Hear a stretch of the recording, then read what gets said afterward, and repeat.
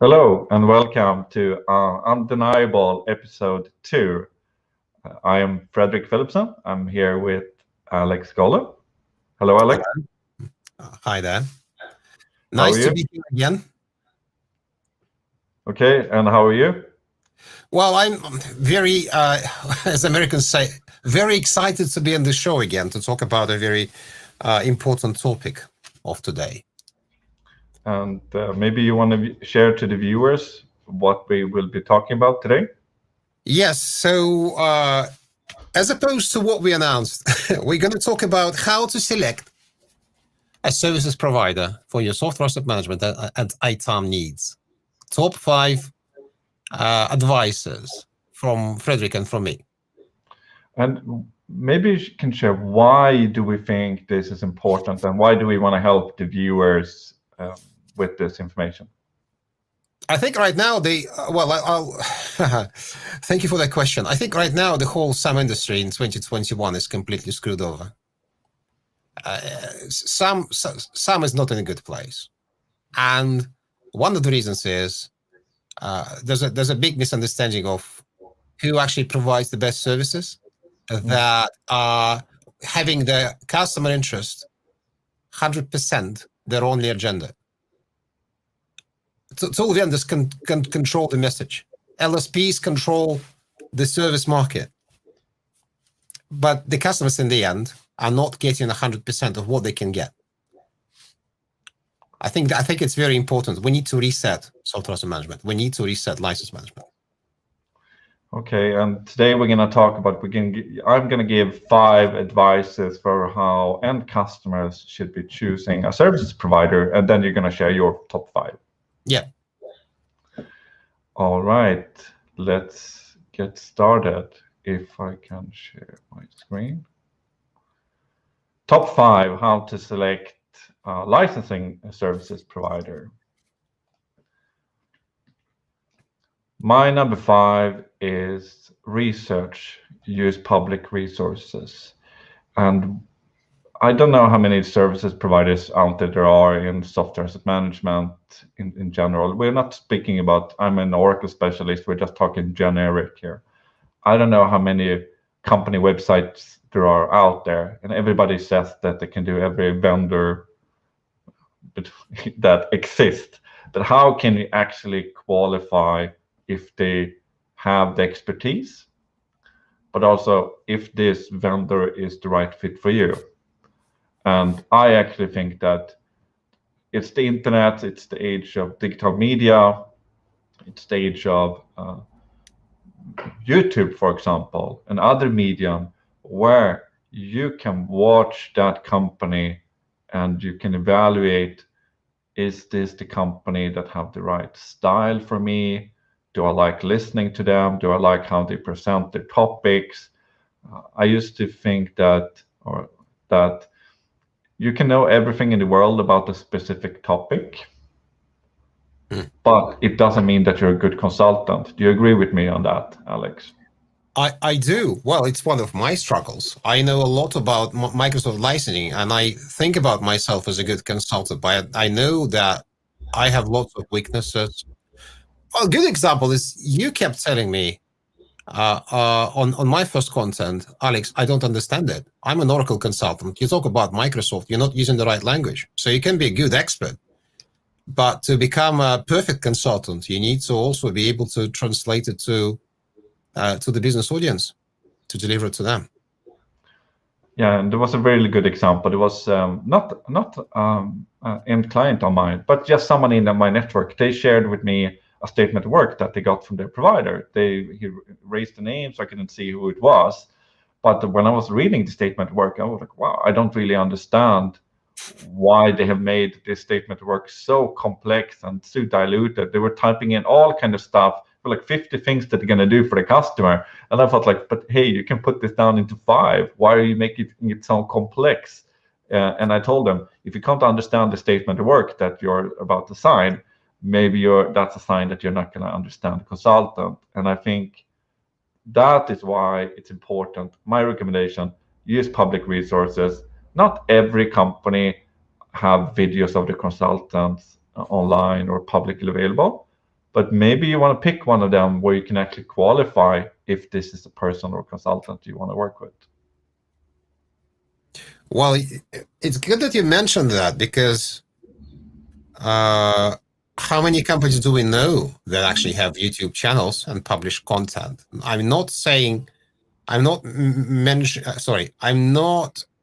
talking about those who just publish ads every week, every 2 weeks, every month. There's another ad, which is probably 2 minutes long, that just talks about how brilliant the tool is or how brilliant the services are. I mean, really, the videos where you can look at the persona and see what they stand for, what they look like, how they talk. I don't know many. And I follow everybody, almost every single channel, which is somehow dedicated to licensing on YouTube. And I appreciate this video is not about it, but I can only think about maybe 2 or 3. That's it. Well, if you think about it in this way, yeah, there might not be that many right now. And I don't really care how many there are out there. But it's the same as how many Netflix are there? How many Airbnbs were there? How many Uber? Just because not everybody's doing it doesn't mean it's a good idea. Yeah. Well, then in regards to public resources, what other public resources can they use to research what the consultants stand for? What would you suggest in addition to YouTube? Well, I don't think there are that many, actually. I think white papers is a piece of crap. It doesn't give you anything. I think, the blogs are, it might be a marketing team putting that together. Public, resources, maybe you should be asking other companies where you have networking, like who is good in this business, who is good at delivering these services. I would say never believe a customer reference, because I think even the worst services provider can find a customer reference that's going to tell you how good they are. So it means nothing. Let me continue so we don't run out of time. My advice is consider using boutique specialized firms. Unless you're a company that want to outsource every vendor to one firm, sure, then I can see the case for picking a larger firm. But the best people in the licensing business is actually in boutique or specialized firms. If that's in SAP, if that's in IBM, that's in Oracle, if that's in Microsoft. The best people are either have their own company, or are perhaps freelancers, or are working at smaller firms. I could not name any good consultants, or just, let's say, I don't know everybody in the world, but if you look at who is publicly known in this industry, I think almost everybody who is someone works at a smaller firm. They might have worked sometimes in the past in one of these bigger companies, but it seems like as soon as you've had some years of experience at one of the bigger firms, you want to do something else and move on. So the best people are in smaller firms. That's number 4. Number 3, evaluate once you come to taking proposals from different vendors. If someone is charging you 20K and another is charging you 60K, I would question, how important is this licensing project for me? What is the potential cost? Because I think if it's too low pricing, who are they putting? If you count the hours, ultimately pricing in consulting is how good are the people often associated with. It's not always, but it's a good indicator. If people are really, really good, they're busy, and they're probably going to charge you more, and they probably have more experience. If you're going with the low pricing, and then I would say then you can't complain after the project that you were not really happy with the results. Can I add to that? I think this whole issue of low pricing, obviously, when you talk to companies who want to save and who struggle every year with savings, they have agendas in procurement. I understand that, absolutely. You have a target to save something, and what happens is if you start looking for a provider with the lowest price, I completely agree with you that you probably wouldn't get enough level of service, because if that's, say, a UK-based provider, because I'm in the UK, so I'm just giving you that example. And if you want, say, like a monthly recurring compliance service around Microsoft Service Provider Agreement or something, and you're only willing to pay for it 12,000 per year, you're not going to get good service. You will still find providers who will provide it to you, but they will be struggling to find that resource to squeeze it into, because internal costs is pretty high anyway, and they want to make a margin. And what happens is that you won't get the service. You'll get upset. They'll get upset. Everybody will get tense. And the only winning party is the procurement department. And I have nothing against procurement departments. I completely understand where they're coming from.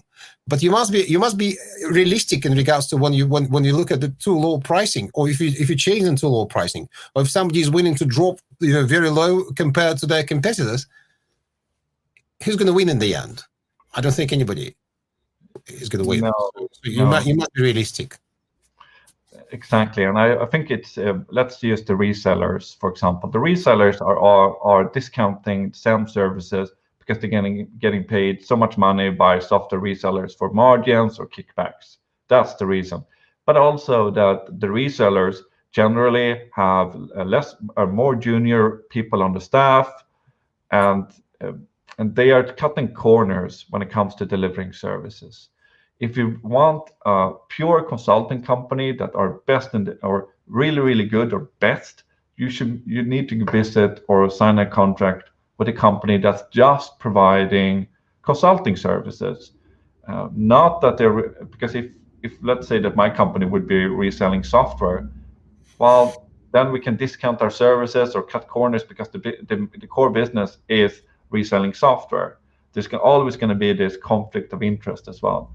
I think if I want to maybe put it like this, the resellers is the Sam World's McDonald's, while the pure consultant firms are the real restaurants. So it depends. Do you want to eat a steak or do you want to eat burgers? I would say sometimes resellers with that model are more like the Facebooks of this world. If the product is free, you're the product. Or there's no such thing as free service or free meal. It doesn't exist unless it's a charity. And do you expect an LSP to be a charity? No, they're not. If something is being sold for free, like we're going to do a free review of your Microsoft licensing estate, they need to recover the costs. How that's going to be done? By somehow upselling what you already have. That's how they make money. I mean, it's clear. It's not rocket science. I'm not disclosing all the secrets of the universe, but you must understand it's not free. No. So what exactly are you trying to get out of that? If that fits your model of doing business, we can't stop you. But if you want to choose someone who, and I'll get back to that. If you want to choose someone who has your interest in their mind, obviously, that's where there may be a bit of higher price, but because that cost is not hidden somewhere else. It was I think we did chat about it. There was someone posting on LinkedIn. It was about a customer that were offered the service, and then they said, no, we want it for free because you're our reseller. And I think I posted a comment. Those kind of customers we stay away from, because that customer doesn't appreciate or value or understand the SAM market. If you think that you're going to get it for free, you might as well throw it out because it's going to be garbage. It's going to be junior consultant, poor results. It's like you're not any end customers watching this. The money is not saved on finding a cheaper consultant. The money is saved by getting the best people in to bring you the most savings on the software end. What's your generic ROI? Just asking you, because obviously, who's able to hear, they will hear. Who don't want to hear this, they won't. But in my experience, the average return on investment from services that I provided in my own company, or I provided with the company I worked for a few years in the UK, it was almost at least 5-to-1. So trying to cut costs on the consultant, you're not getting that return on investment. Yeah. So then again, another thing, which is it's a blunt statement, but in my experience, there hasn't been not a single, zero, and I've been doing this since 2005, 2003, depends how you count. So 18 years, zero contracts without a good return on investment in this industry. Zero. There's never been a single engagement with a customer where they wouldn't get much more than they invested in licensing optimization, audit, defense, strategic licensing review. They always get much more back. So fighting for that small difference in price, and if somebody is willing to drop very low, I would be questioning why. I encourage people, just speaking for Oracle, or have a look at your Oracle investment. How much have you invested money in Oracle? Have a look at Oracle's current price list, and then compare it to the consulting fees that you're paying. It's just silly. And if you can't, for me, we actually try to stay away from customers who want to have the cheapest option, because we're never going to be the cheapest option, because we have, well, some of the most experienced consultants on this topic, and we're never going to be the cheapest. If you're the person who's looking for cheapest, I would almost say that's an indication that you don't understand this business, and you don't really understand software licensing. And you can go to the resellers or whatever, and you can, so they're begging for your business and they're, getting scraps. Fine. I'll more happily work with companies that understand the value of having the knowledge in software licensing, and we're going to give them great results. Well, it's good that you brought up Oracle. So I was a witness to one of the Oracle services negotiation, and the customer was saying, we're only paying like 50K for Oracle support. Why would we pay 15K for review? And that was like, so that in the Oracle world, it's a very cheap price anyway. I mean, 15K is something you won't get that easily. Because when if you pay 50K per year, so what you're going to save us? Then they agreed. And then they basically, when the review was done, they discovered that they are actually non-compliant by £7 million. That's your return on investment. You can't compare it to what you pay for your support, because hidden risks are pretty big. It's not as adverse in the Microsoft world, but it's comparable. If you're paying, I would just let's bring some realistic example here. Something like 10 million per year, and US dollars or British pounds, comparable euros, and a service costs you to review renegotiate your enterprise agreement costs you, I don't know, 100K. What that's going to save you from 10 million is probably at least 1 million.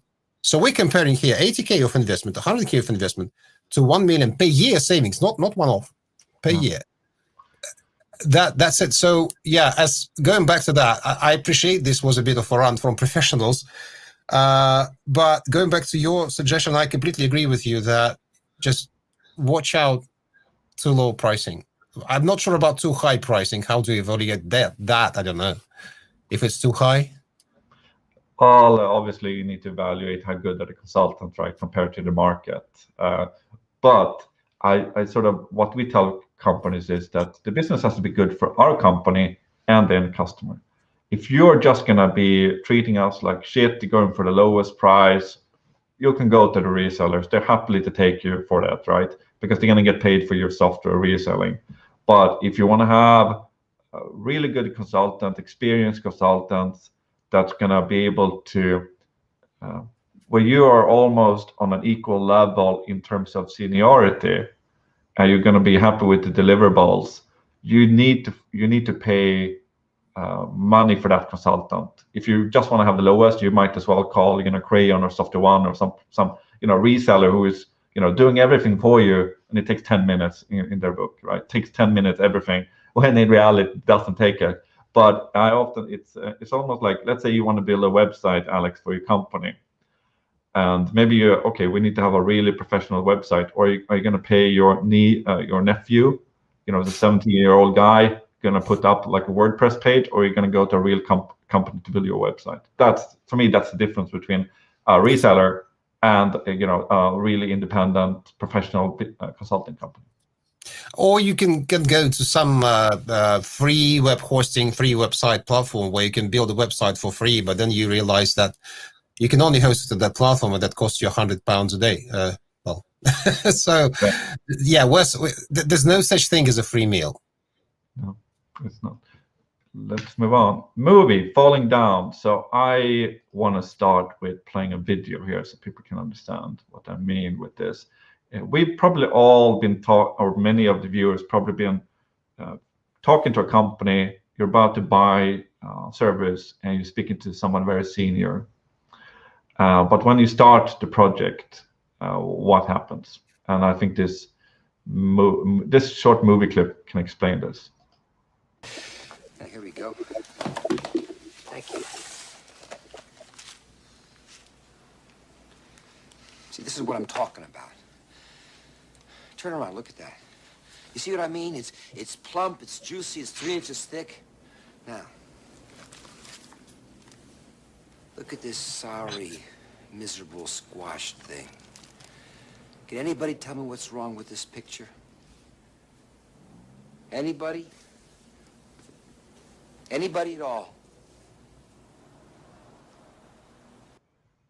So it's an older movie. You know, I'm old enough to actually watch this on the cinema. But this is to resemble that you sign a service contract with a firm, and you have someone very senior, maybe attending the sales call or pre-sales call. But once the project starts, you're ended up with a junior consultant somewhere who is not at all what you thought that you were buying.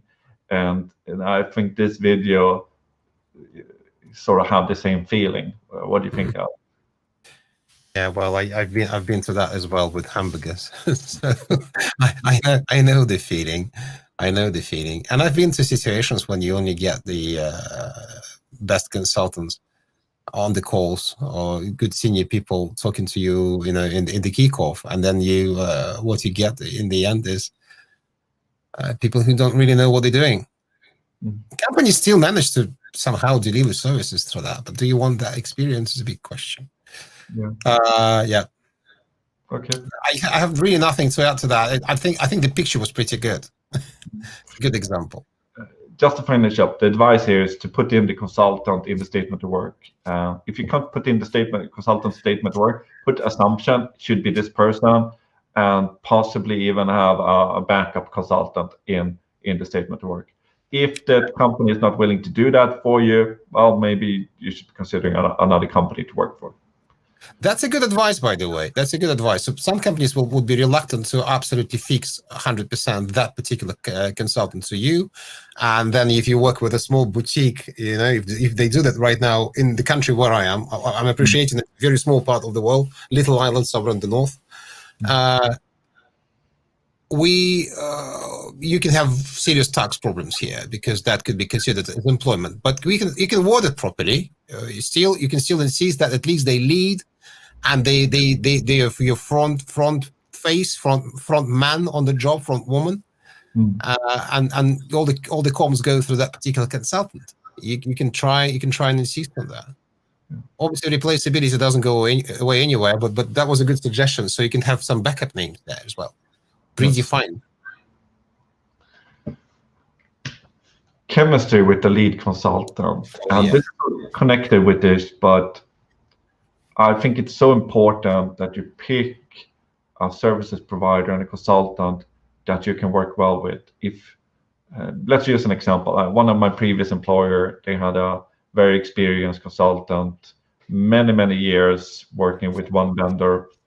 I knew this person very well. Lots of knowledge. Nobody could ever say that this consultant didn't have the expertise.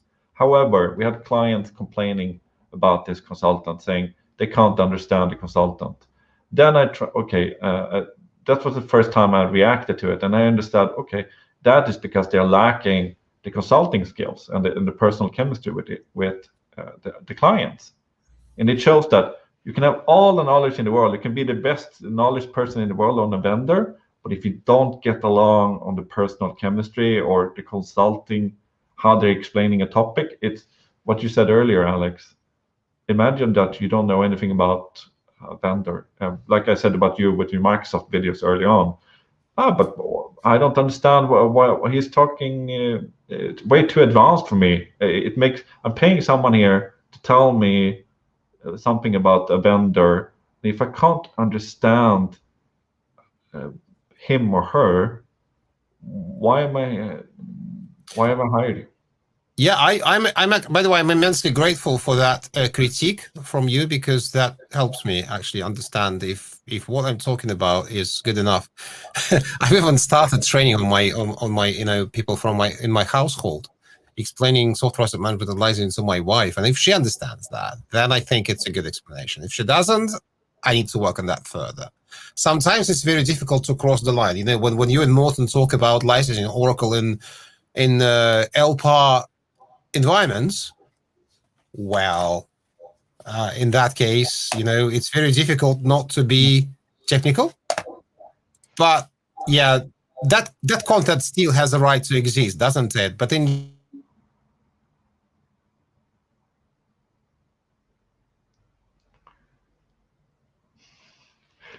So, did your internet break up? I think we might have lost Alex here.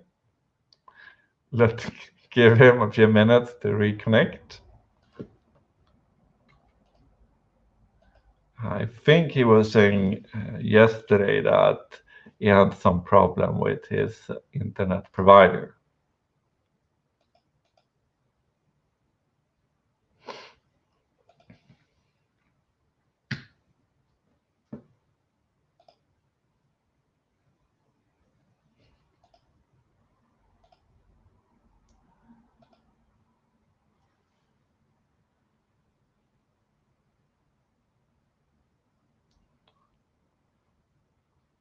We can play some video while we wait. So, Fredrik, I'm going to give you 10 quick questions here. The rule is it's a one-word answer. Are you ready? Okay. So, are Oracle honest in the way they audit you? No. Is 50% discount a good price on Oracle software? No. Who knows the most about Oracle licensing, Oracle LMS, or expert consultants?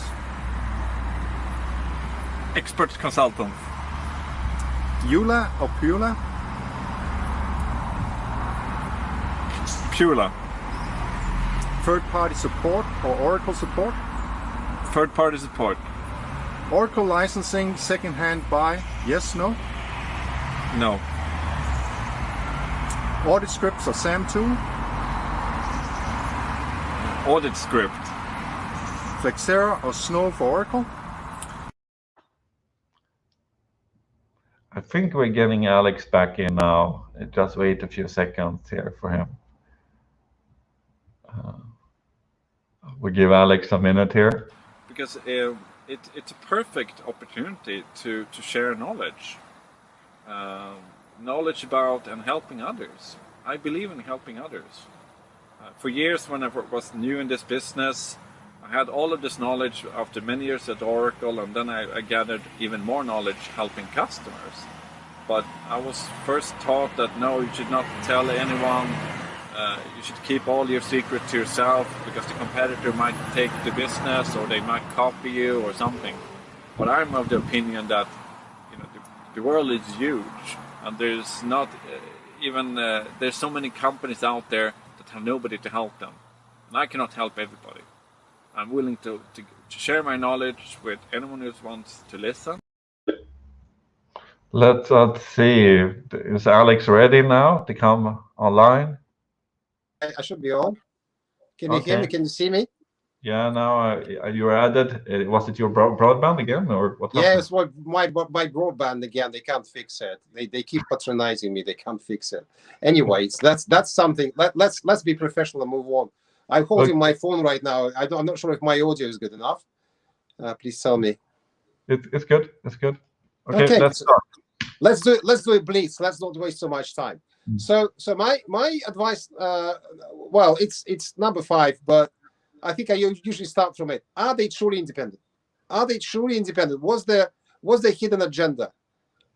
what we talked about right now about what they earn money on. If that's free, but they're not independent, they will sell you something. You will spend that money somehow else. And the issue with selling you something else, nothing is now sold without maintenance. So you pay one time for something, and then you'll continue paying for it in the next year, and the next year, the next year, next period. So please be if you want a truly independent advice, if you want an absolutely no strings attached advice, go for a fully independent company. It's a completely different business model.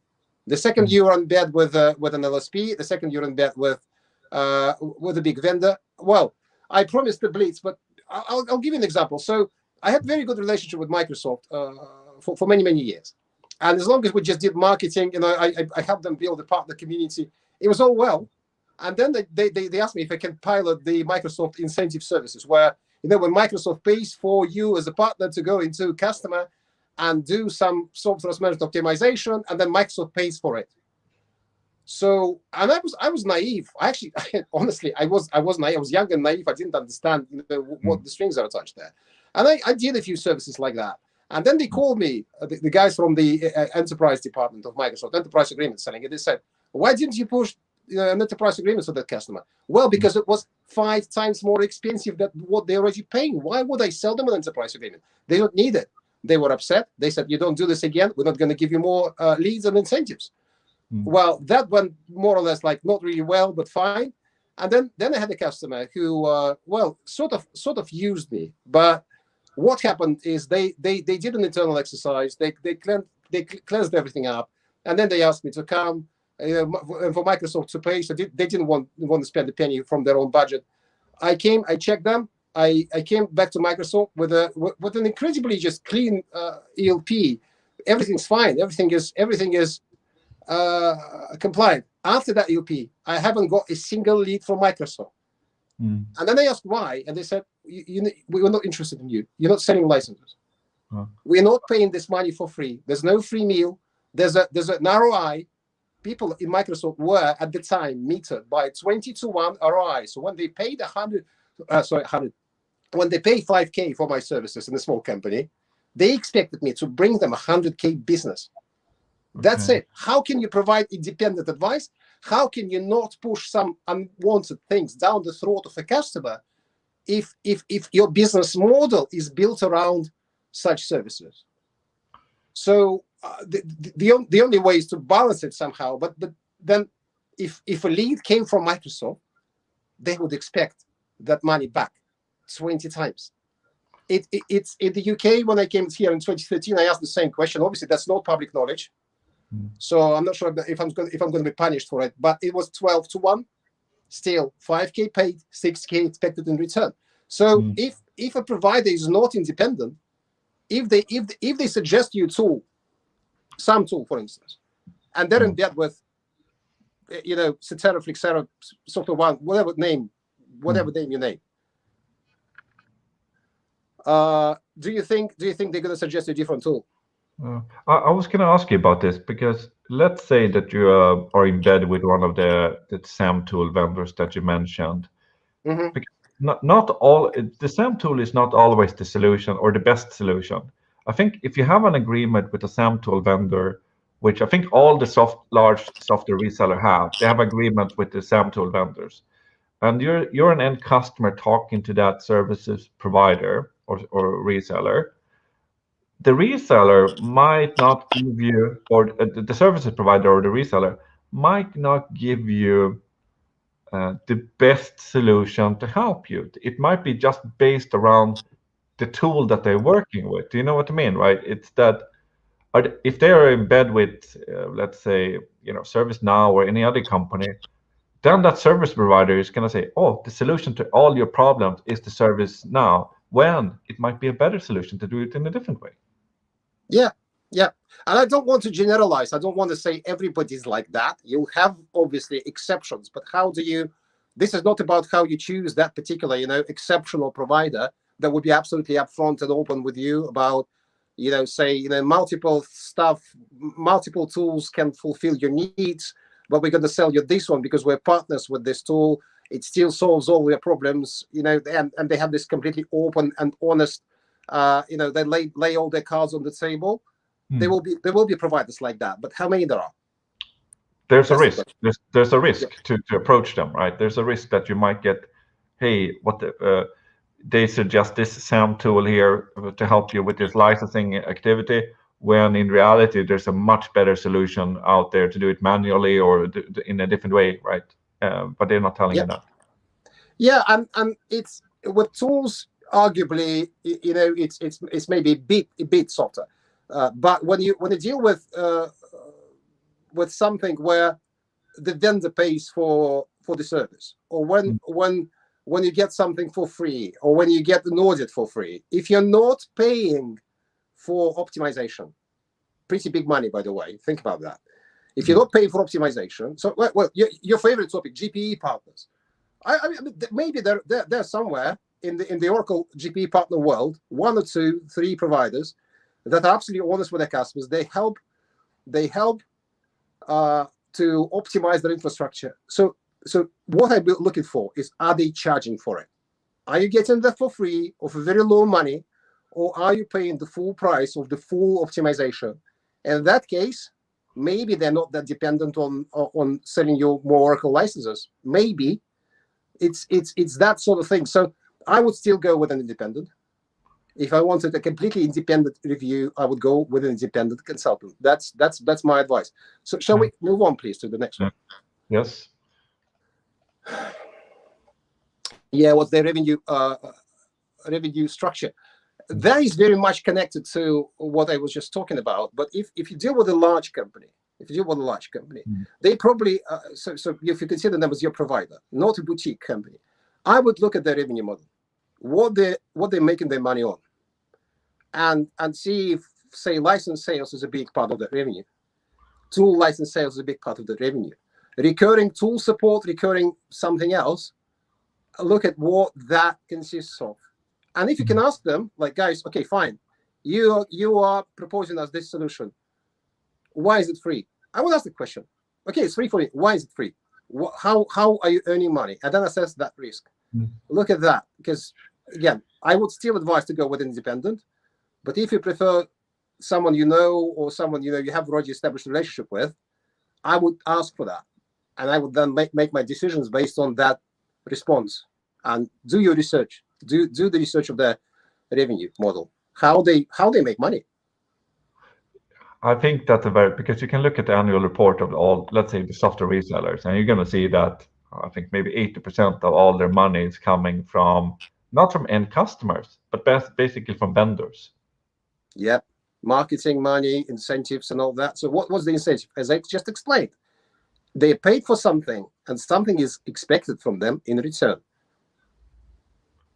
Yeah, I think maybe to explain, let's say for Microsoft, if I understand it correctly, you can correct me, but you sign a Microsoft Enterprise Agreement or whatever you buy from Microsoft, the margin that the resellers are making is not on the reselling, because you're usually buying directly from Microsoft, if I understand it correctly. But Microsoft is paying these resellers millions if you are consuming cloud services, if you are renewing agreements. They're paid millions in the back end from Microsoft. It used to be 10, 15 years ago. It used to be even. It doesn't work this way anymore. But some license was sold with a negative margin, because then the customer would get lots of rebates and marketing money to cover for that loss. That used to be one of the business models, and some companies built big businesses based on that, because they would undermine everyone, underprice everybody else, all the competition, and they would be paid by the vendor. So, I mean, is it a bad thing? I'll let you decide. I think what end customers should be considered doing when they are dealing with, let's say, if you would have to choose or go with a software reseller or something like that, you should put in your contract that if the reseller is getting any credits or fees from any third-party company, they should be deducting that from the price. Or should be well, some government entities require when you're in a tender to disclose the whole revenue model, all the hidden fees, all the things that are paid to that reseller, to that service provided by third parties. So why don't commercial firms take the same stance and ask the suppliers to disclose how they make money on that particular project, including all the rebates, including all the marketing money, incentives. You know what I mean? We're not saying every reseller is bad here, but No. there's some really bad ones out there that are going to tell the vendor what's actually going on. Yeah, well, there's always a risk. There's always a risk. So I know personally, if you people that work for large resellers that I worked with on various projects that were, I mean, I was quite surprised. They had their customers' interest in mind. So we're not painting everything black and white here. There are good people, but also the reason I remember them is that they were exceptional. We, as you know, Redress Compliance, which I founded, we have training services, and one large reseller contacted us and said they want to. Are you still here, Alex? Yes, okay. I just needed to see it. Sorry. They contacted us and said we would like to buy 10 Oracle training for 10 people. And I thought, like, wow, if we sell this, can we really be independent then? And can we say anything bad about them? Can we say what we really, not bad, but can we say, can we be honest about our opinion about them? And I think it's like, let's say there's a so-called, independent communities, which say, but how can you be independent if, let's say, for SAM tool vendors, for example, if 90% of your money is coming from SAM tool vendors? It's the same thing with the resellers. How can you be independent if Microsoft or another vendor goes under and you're out of business? Yeah, you can try to, but it's a big risk for your business then. Yeah. Shall we move on then? Okay. Please, thank you. Yeah, don't go with one of the big four. I think I just, this too expensive. Very few good consultants, and lots of that stuff is outsourced to contractors. So the only reason to go with the big four that I know of is when you want to impress someone. Say you're selling the company and you want to do an audit that will be impressive, have a big four name on the audit, so it's not done by Redress Compliance or some expert or Itamin, but done by, say, Deloitte, KPMG, EY.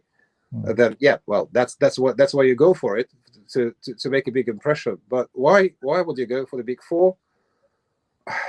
In my experience, it really depends, because even in the big four, you are dependent on particular consultants.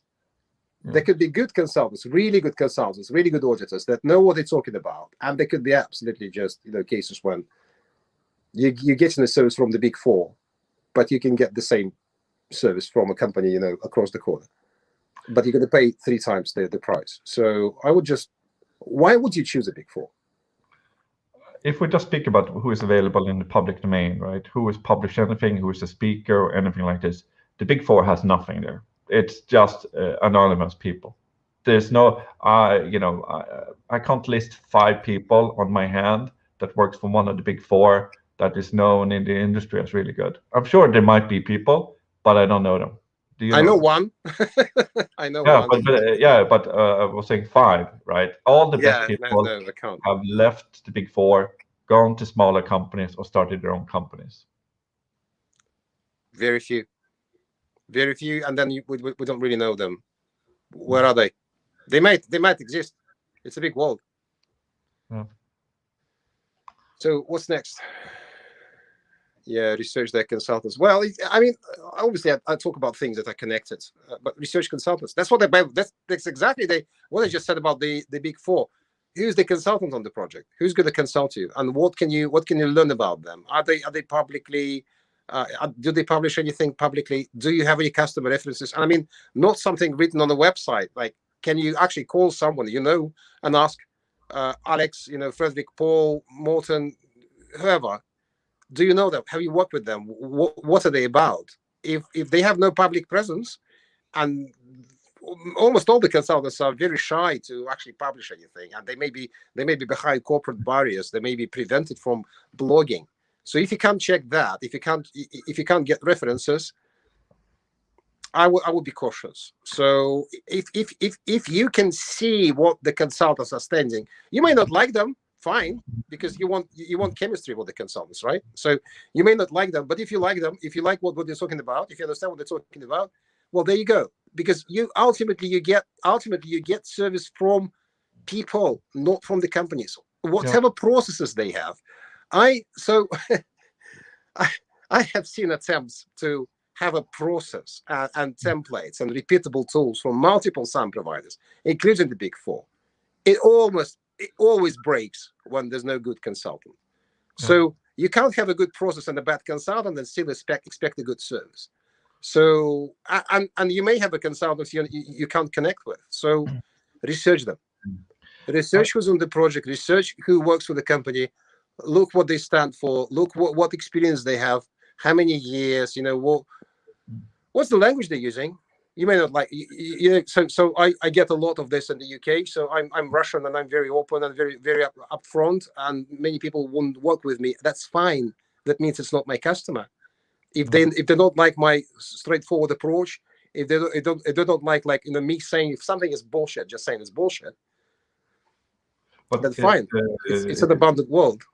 But somebody will like it, because once I saved whole service by just being upfront with the CIO of a big company, salespeople with me in the same room were basically holding to their hearts, scared.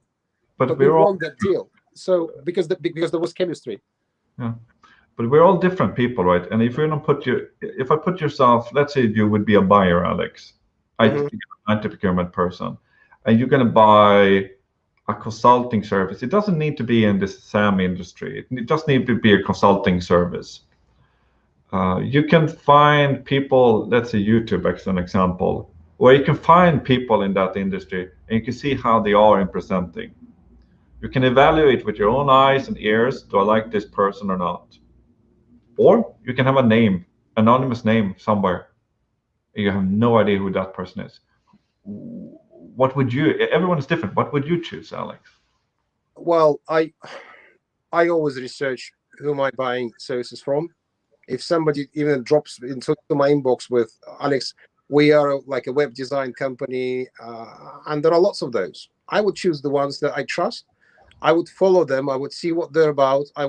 That's how I do this. So that's how I advise. That's why I advise doing so.